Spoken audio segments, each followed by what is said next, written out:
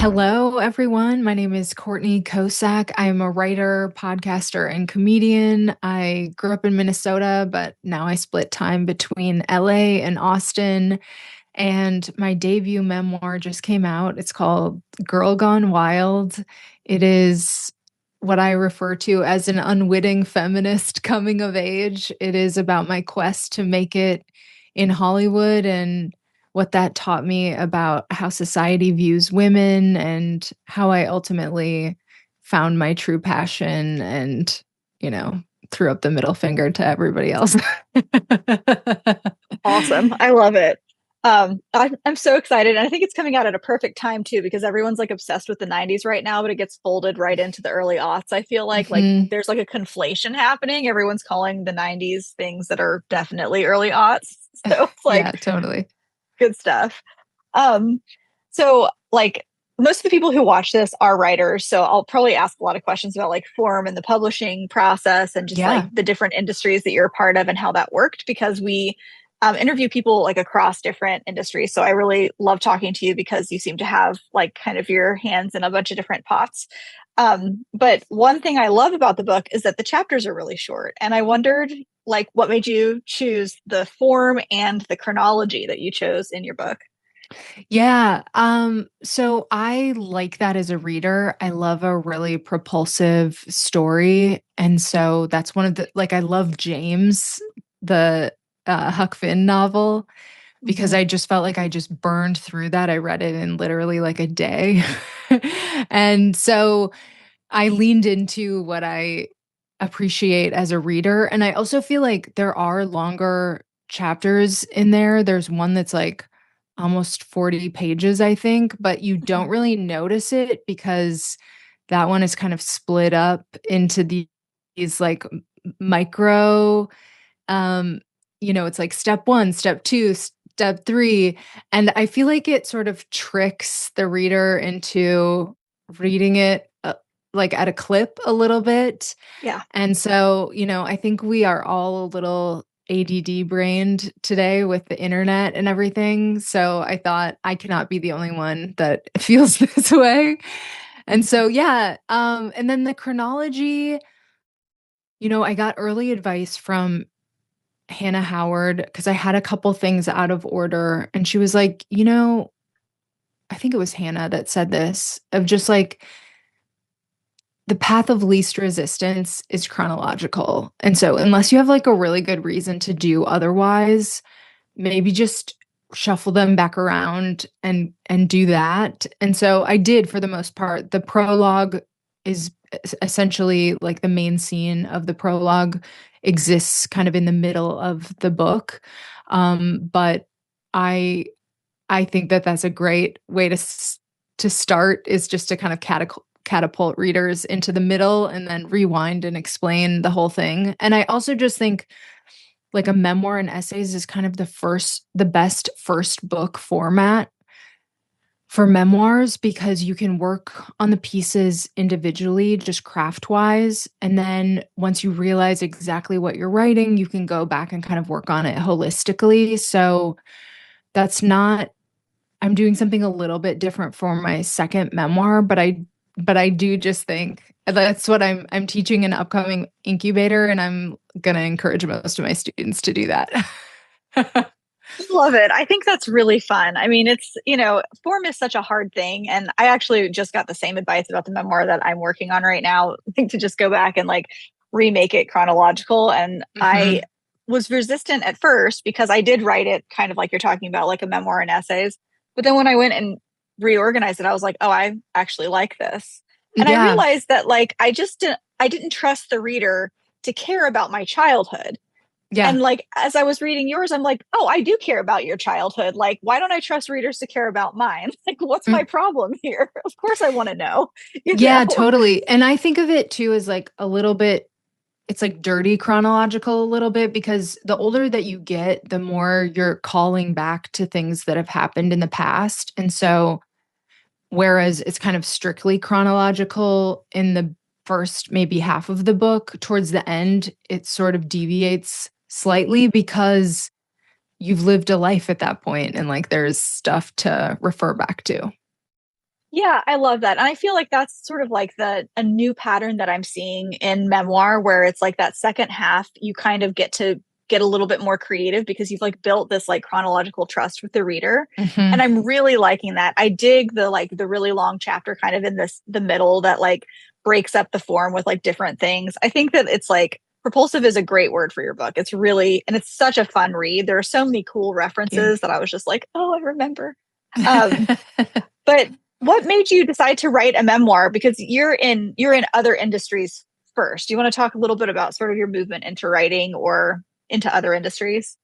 Yeah, so I wanted to be an actor first, and that was like the driving passion of my life. And then, kind of like mid to late 20s, I started to get frustrated with auditioning, and I hated being like the last person brought on to the creative process. It was like so frustrating for me.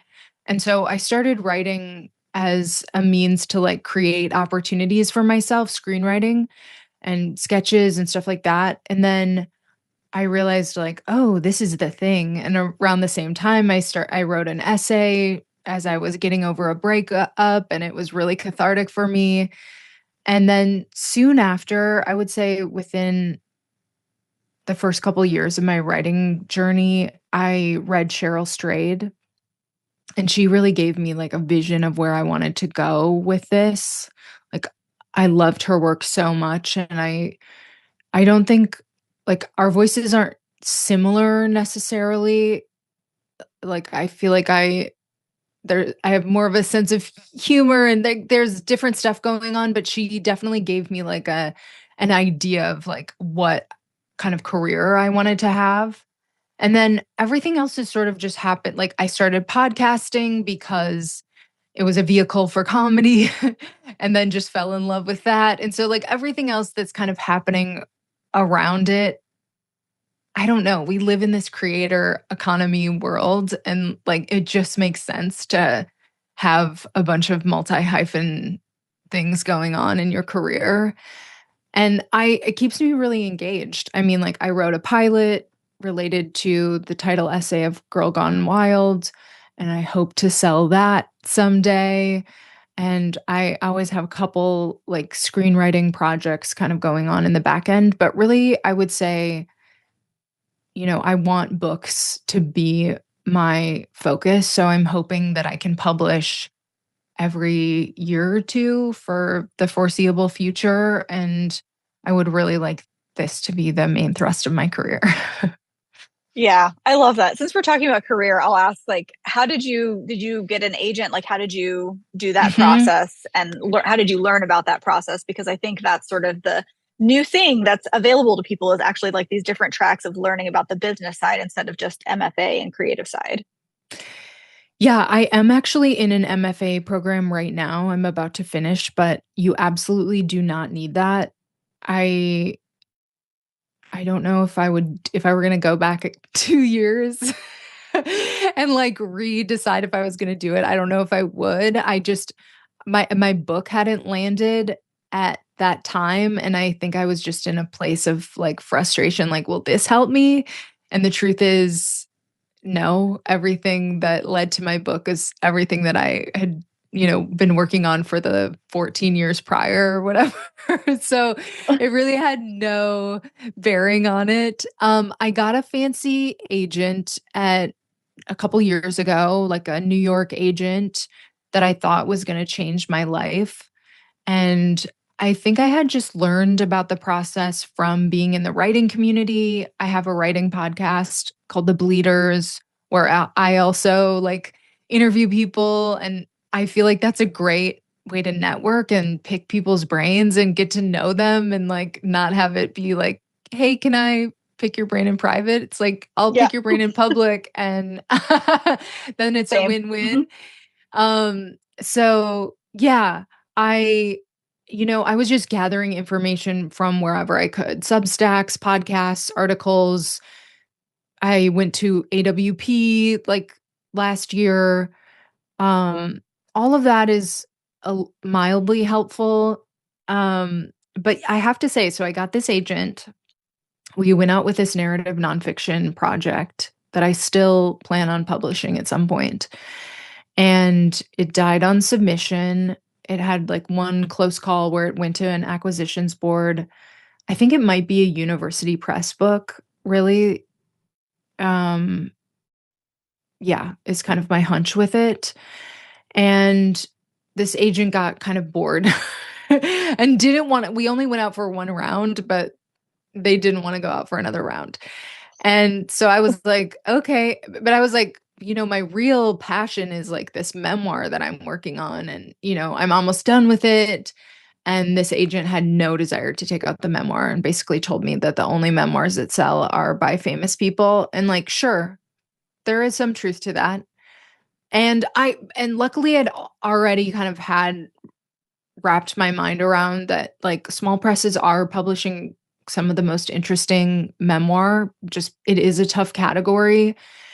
I did some incubators with Chloe Caldwell as I was writing the book, and she has done so much just on her own and getting her Yeah. own book deals. And so I knew that that was something I could pursue. And so I was kind of pursuing it alongside the experience with this agent. I had submitted to some contests. I submitted to um, Santa Fe Writers Project has like an annual contest. I made the long list with a actually a quite shitty draft. I was a finalist at the Trio House Press contest, and Chris at Trio House Press wrote me a really nice rejection saying like it's not quite there. We don't really have the bandwidth to do this was such a bummer too, because I was like, I knew the draft wasn't quite ready, but I was like, I could get it there in like 4 months, Yeah. It's not that I need like editorial, and I did wind up getting it there by myself. I mean, pretty much. I tapped into all the resources I could, but like I did an enormous amount of work editing that book when it finally landed at Trio House Press. So like a year later, I go to AWP. I am like finally ready to say thank you to Chris for this rejection. And we had a really nice conversation. And 2 weeks later, she emailed me and she was like, I can't stop thinking about your book. I just looked and like, I think I could offer you a contract on spec. And I had been working on this revision. So I was like, let me just finish the revision that I'm working on and send it to you. Cause I was like, it's pretty good. And so I did send it to her, and she had, I mean, she had a note about the prologue, but like everything else was very minor. There were like 65 notes. I mean, so minor. And then I just took it upon myself to like get it the rest of like where I wanted it to be editorially. So I guess all that to say, like, these small press contests are a genuine avenue. You can reach out to university presses yourself. You can reach out to some small presses yourself. Usually they prefer, I know that my publisher prefers you actually submit to the contest because that's when they're doing their reading period. But you can do a lot of this yourself. And I wound up being really happy that I went this way. I mean, you have to weigh the different aspects. Like, did I get a big advance? No, I did not. Did I? But I retained a ton of ownership. I kept the audio rights, which I really wanted. And as a podcaster, I knew I wanted to like do my own audiobook. I kept the TV and film rights. I got a great contract. I got a contract that I probably wouldn't be able to get if I was with a big five. Is it harder for me to get my book? Like, do I have to do more legwork to get it in stores? Yes. But I also see a ton of people with big fives that are like kind of disappointed with how their experience goes down. So, there's a lot of different things to weigh, but I do think for memoir, especially, a small press can be a really good avenue. Yeah, that's super tracks. So like super nerdy question, but do you know who's distributing the book, and like is it print on demand? Like what's I how's think it going with the print runs? it's print on demand, so there's no like run. I publisher did tell me like it's Ingram. It goes through Ingram and I think Fair is the other one. and it's Fair's like third most printed book or memoir or something this year, which I was like, oh wow. But you know, I'm also seeing other people with like bigger publishers that are publishing at the same time as me that they're in like every Barnes and Noble. So Yeah.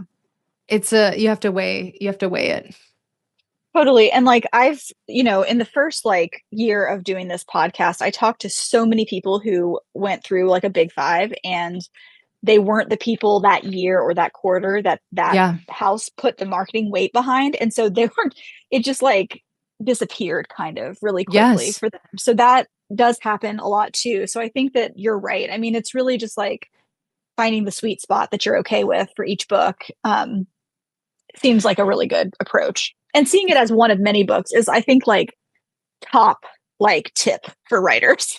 Yeah, Like so totally. helpful. And this is such a personal book that I didn't want to like get too far away from it. Like I didn't want to lose control over the film and TV rights. I didn't want, I have plans for it. And so I think if it were a less personal book, I might not be as big of a control freak around certain aspects, but because because of it is, like my baby, I don't think every book is going to feel quite like this. But maybe I'm wrong. But I could be totally wrong. I super love that. Okay, I want to go back to the content of your book because there's a bunch of things that I'm like really excited to talk to you about, just like subject matter wise. And one of them Hmm. is this idea of having like a million jobs in our lives, which I think is it's like so common for people our age, like particularly Yeah. around like the people who graduated in those really early aughts. And I wonder if you want to talk about that. And also just like I also worked at Waffle House. So Oh, did you? Hilarious. I did. I'm from Florida, so everybody works at Waffle House at some point. Yeah, I mean that was like so necessary with just here's the deal is like I would sacrifice anything at the altar of my creative dreams. And that means that I couldn't have some normal career trajectory that made sense to anybody. And so I was, temping at a glue factory. I was, did a ton of promotions and marketing where it would be like event work. It was called like promotional modeling or being a brand ambassador. And I did that for literally like every Fortune 500 company and a bunch of startups and yada yada along the way. Because I thought it was a good acting job. In retrospect, it probably would have been better to just get, waitress for a year and save every penny and then go so hard at acting. But I'm glad it didn't go down like that because, I'm not sure I would have found the writing thing if I wouldn't have gotten really frustrated with acting. So no regrets. But yeah, I mean, that when I see those studies of like millennials have had, 7 or 9 jobs in their lives, I'm like, which ones? Not Yeah, me. I've had like an exponential like 30 or 50 or yeah, something. Yeah. 70 or more. Yeah. Like I couldn't even Yeah. count. Like if my Yeah. life depended on it, I could not make a like comprehensive CV of all the jobs I've had. It's Yeah, crazy. totally. And like that time period, I did like a really similar thing. It was really cool to like read it about you doing this in the different areas that where you lived because I was in Florida and I was driving up to New Orleans to do the same kind of things, but I'm like at the casino or like doing like a Uh-huh. fucking fried chicken ad or whatever, like Yeah. which was like the best paying thing I ever did. It was a regional, I think it was Church's Chicken, whatever. Um, Good for you. yeah. I hope it's disappeared from, all internet. But like that girls, if you could like make yourself match some kind of beauty standard, like Hmm. that was like one of our, at least in my perception, that was like one of our biggest opportunities for Yeah. actually making money was like just standing around and holding like a pamphlet or whatever and like or introducing somebody somewhere or what just standing around too, is Which like is in weird so sad when clothes. you think about it because it totally like reinforces the patriarchy, but you have to use it. It's like you have to participate. I mean, Yeah, that's the rub. Yeah, I mean, and that's it's like a class issue. Like when I was reading your book, I was just remembering all of the conversations I was having in my head because I was like kind of part of a punk community. So like there was a lot of talk about patriarchy and like, you know, Uh-huh. a lot of people didn't like what I was doing, but I fuck because I was like, but I'm making money and you're not. So like what are we gonna do? Because I'm Yeah. like feeding the entire goddamn community with my, $100 a weekend or whatever. Like, but it's just like these conversations of like, okay, I'm subverting this, but I'm not actually subverting it. I'm actually just doing it and getting paid to Uh-huh. do it. Like, how do we, I don't know. I wonder what you think about that. Yeah, it's complicated. I mean, I did all the like bad feminist things that you can read about in the book. I mean, it's kind of impossible to escape. And you're right, it is a class issue. Like I don't have kids yet, but I might have a kid in the next couple years and like I hope she doesn't have to do any of the shit that I hope it's a girl and I hope she doesn't have to do any of the shit that I did and like I hope that I can sort of financially make sure that that doesn't happen because I did have to do all that stuff. It's like my parents are teachers, they're middle class. They couldn't help me that much and they didn't want to help me that much because they didn't approve of what I was doing. And so, Mhm. yeah, I mean, the choices were bad. I mean, that's kind of like where I land at the end of my memoir. It's just like you have to write your own rules because sometimes the choices are bad. You don't have a good one. And so, yeah.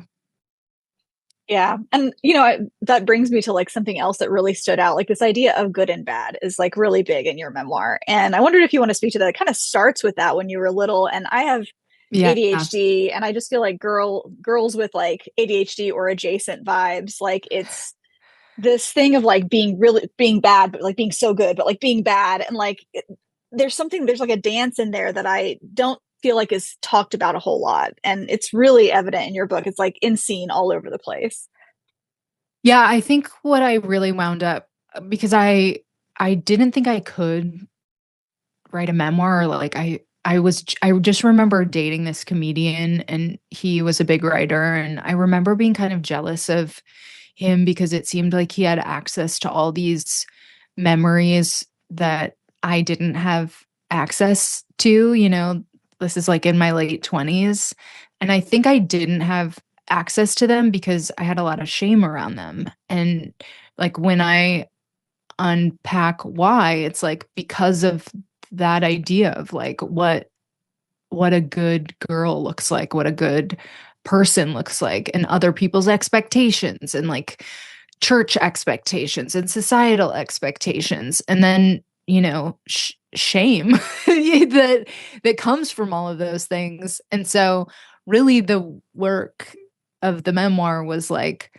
sitting with all those things that I thought were bad long enough to unpack them and realize, like, oh, this most of this shit does not even belong to me. It's like what other people think, and I don't agree. And I was doing the best that I could in those situations, and so what's so funny is I don't have any shame around any. I'm like totally shameless about everything in that book. Do not give a shit who reads it because that was like the gift. I mean, like it doesn't really matter what happens with the book after this because I got the biggest gift, which was being able to separate myself from all that bullshit. So, yeah. I love that. I think that's so nice and like really goes to like the conversations that writers have all the time. Like, is it okay? Like, what are people going to think about me? And, it's interesting because there's always also that like the advice to like write your most humiliating thing and like make sense of it and make yourself into the bad Hmm. guy. But then also like what will happen if I'm the bad guy? And it just seems like that's the cure is to be like, well, that actually is who I was. That's what I did. Yeah. Like Yeah. it's Yeah. like I was the the actual bad truth. guy and and was I? I mean, Yeah, exactly. I Yeah. think if you're willing to like depict yourself as however bad the situation was, but the fact of the matter is there's I didn't rape myself, like I Yeah. didn't like some of this stuff wasn't wasn't mine. And so it's good to let go of. Yeah. Agreed. I think that's super valid. And also just like in your book, there's a lot in the like Me Too, because of course it's the era, right? And I wonder if Mhm. you want to talk a little bit about just like your experience with that and also like where we're at now. I feel like the my realities are just like smashing into each other because I was like a model in those model searches that were being run by those motherfuckers, and Mhm. like Me Too happened and it was like kind of hopeful or something. And then I don't know. Do you have any like thoughts about that and where your story fits into all of it?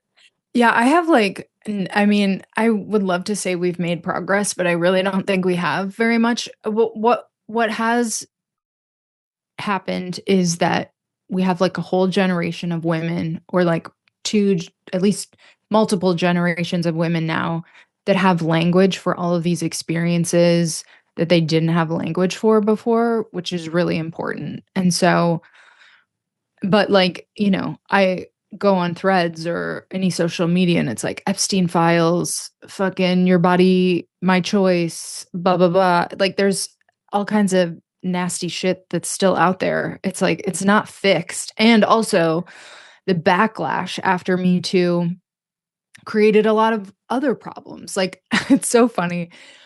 There was this showrunner, like, with a good show on TV that would always watch my stories. And so I didn't think anything like negative about the fact that this was like 10 years ago. This person was watching my stories. And so I reached out and I was like, "Hey, I would love to interview you." This person had a podcast about the writing process, blah, blah, blah. I was like, your podcast is super inspiring. I would love to interview you. Like, I think it could go in the New York Times. Like, I think they would run that story. And I had not yet published in the New York Times. And I was like, this could be amazing. And this person, obviously a man, looped me into like HR at his studio. And because it was right around Me Too. But I was like, I'm just trying to interview you. And he made like a federal case about it. And I'm like, I'm sorry. You were watching my stories to act like I'm so out of line from wanting to interview you is fucking psychotic. So Oh my God. anyway, there's just shit like that where it's like, yeah, is it making men hesitant to have female assistants or whatever? Yeah. Yeah, there's all kinds of like Yeah. negative consequences that come along with it. But uh I don't know what we do about that aside from like continuing to like assert our rights and like call things what they are. I do think we have to figure out a path. This is sort of going on a tangent, but I'm trying to write about this, but like I do think we have to figure out a path that's like what is what does restitution look like for like if somebody has done something bad to women, like a Louis CK, like how much of a price do we want them to pay? Like he didn't do anything to me. So like I can't say on his victim's behalf, but I don't think that's a lifetime sentence. And I also think we're setting ourselves up for failure if we expect men to serve lifetime sentences for exposing themselves or something. I mean, Epstein, sure, yes. Giselle Pellico's husband is 20 years insulting, yes. But like, there has to be a spectrum. I'm just very curious about this spectrum because, like, I feel like we overpunish some men at the lower end of the spectrum because we cannot access people at the higher end of the spectrum. And we got to fix that because we're kind of fucking ourselves over by doing that. Anyway, side note, but I think I that's so valid. Like, I talk about that shit all the time. And I'm also like, how do we talk about that publicly without a witch reverting to the hunt. language? Yeah. And Yeah. also just like I feel like there's just so many linguistic pathways to like sound like we're victim blaming when we talk about that but like the way you're putting it, I think is really good. It's like really like moving to the side and actually focusing on the real issue, which is just that we actually need to make thoughtful decisions about this and realize what we're avoiding And at yeah, all and costs. it'll be like the most like anti like carceral, it'll be like people that hate the idea of prisons, which fair enough, but like, why are you then putting someone in social jail for their entire life? Like Yeah. so anyway, this is an essay I'm working on, but but but yeah, I mean, I had a ton of experiences. I sold t-shirts on the Girls Gone Wild tour. I did a fucking beauty pageant. I did independent films. I did photo shoots gone wrong. I also, the thing about my experience is like I'm not coming from like a sex negative place. I'm like actually very sex positive. I'm pro sex work. I dabbled in some sex work. And so I feel like that instinct combined with like all the misogyny and patriarchal bullshit that I was exposed to on these other in these other situations is kind of an interesting mishmash. And so like unpacking all of that was very interesting for me. Yeah. Yeah, I bet. I mean, it's really like the scenes in your book are really like nice sort of conversations about like how we socialize girls and like it's like there's like a little like, debate inside of a lot of the scenes and just like of course if we're doing this like shame thing to girls then the response is going to be something like what you did, or like some other like major shutdown, but there's either like a resistance or like a full acceptance of it. There's not a lot of Mm-hmm. in between. It's just like Mm-hmm. this we're put in a situation where we can't win. So we either decide to lose like epically or Mm-hmm. like spend our Is entire it life trying to losing win. though? I don't No, it's know. I mean, I love losing this way. Like I'm all about it. Like I don't know. I visited my hometown recently, which I've only done a couple of times, and there's like a Pentecostal church and everything. And the big thing there in Florida, I don't know if this is going on in other rural areas, is like the like crystal woo shit is being combined with like hyper Jesus shit. Oh, And so interesting. it's like there's like coffee shops and like hipster looking people like and they're like super super super intensely like religious. And I was just like walking around in my like God's favorite tank with like my like whatever cleavage and I was just like it's just it's like I hate this. Like you're just Yeah. making these girls feel bad. There's girls everywhere feeling bad just walking around me. And like what else can we do but like try to fight that? Yeah, no, the religion is an interesting piece of it, which I definitely tried to, it felt like some people, I think, even my editor was like, is this church shit part? But I'm like, no, it's a really actually important part of the story because that's that's like a main way that some of this stuff is reinforced.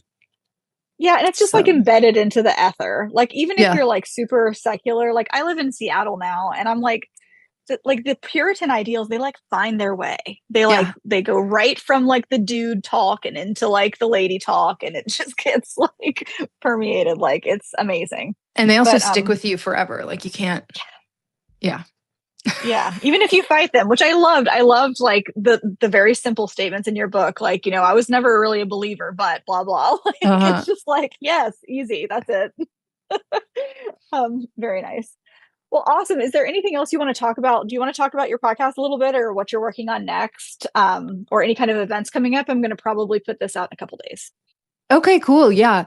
I I'm doing a delayed book tour. I taught a class, a memoir, like a 5-week memoir class related to my book launch. And so now I'm going on my book tour. I'm going to go to Minneapolis and Chicago in June. I'm going to New York. I'm going, excuse me. I'm going to New York. I'm going to Columbia, Missouri to do an event with my best friend. I'm going to Tulsa. And then I'm going to do some more events over the summer. So, yeah, would love to connect with folks across the US as I do that. Yeah, I am addicted to podcasting. So I have one about book writing and publishing called The Bleeders. And my biggest podcast is about love and sexuality around the world. It's called Private Parts Unknown. And I think I'm going to open the aperture of that podcast on its 10-year anniversary in September. I think I'm going to broaden the scope and extend to more taboo topics. I'm still going to talk about sex and love and feminism, but I want to talk to death doulas and I want to, just have some more kind of conversations. So that's coming up. And then, yeah, I am working on my second memoir. It is about food and the body and this question of whether or not I am going to be a mother. And so it definitely doesn't have the distance that Girl Gone Wild does. I'm writing about a big span of my life in Girl Gone Wild, and I had, in some cases, decades of distance. And this is I have decades of distance for part of my second memoir, but a lot of it is like very immediate, and so that's a fun new challenge. And yeah, I'm just excited to keep going on this book journey. Thank you for listening to Totally Biased Reviews, hosted by Asha Dore, produced by Asha Dore and Rebecca Tourino Collinsworth.